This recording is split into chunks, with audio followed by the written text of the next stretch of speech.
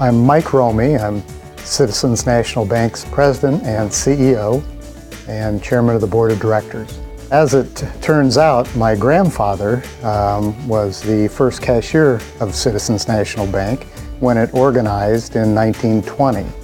A group of college professors from the local college started the bank, and they brought him over from Benton Ridge, and he became cashier in 1920, and then he died here in 1965 as president of the bank. Probably a couple events in the early days of the bank that are interesting would be, since we organized in 1920, we got through the Great Depression in '29, actually bought one of the failing banks in Bluffton and grew at that time. And then, as it turns out, in 1933, the Dillinger Gang held the bank up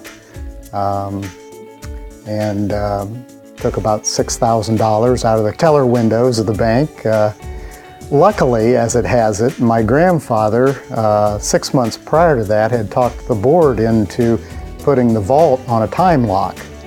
And when the Dillinger Gang came in then, they were only able to get the 2 teller windows and make their way north of town, and actually they got away with it. I think we've maintained our customer focus over the years. We pride ourselves in being part of the community, being involved in community activities, and we emphasize to our employees that they need to participate in all the different community activities. And I think that was the same as it was when the bank was established. It's important in the markets that we serve that we contribute to a number of various causes. We have large contributions that we make at the end of every year. In fact, we budget in the various communities for philanthropic activity. I think it's important to our employees, especially, to know that the bank president is in, regardless of whether they walk in the office or not. I wave a lot as I'm working. The employees need to know that the president of the bank is involved. We meet on a regular basis and talk about the goals that they have and the setting of the goals that they have.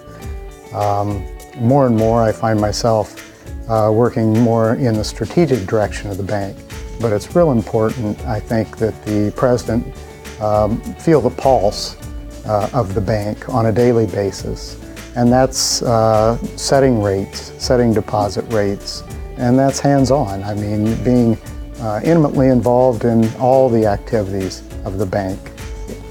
I've come up through the bank, so I've come up through lending and operations, and so I know a lot of our customers from 20, 25 years ago, and where I've dealt with them intimately, maybe in a business that they created. So even though I'm not able to do that on a daily basis now, they still walk through and I still know them, and when I walk through the lobby, invariably I stop and have a chance to chat with people I've known for many years, and that's being a community bank president.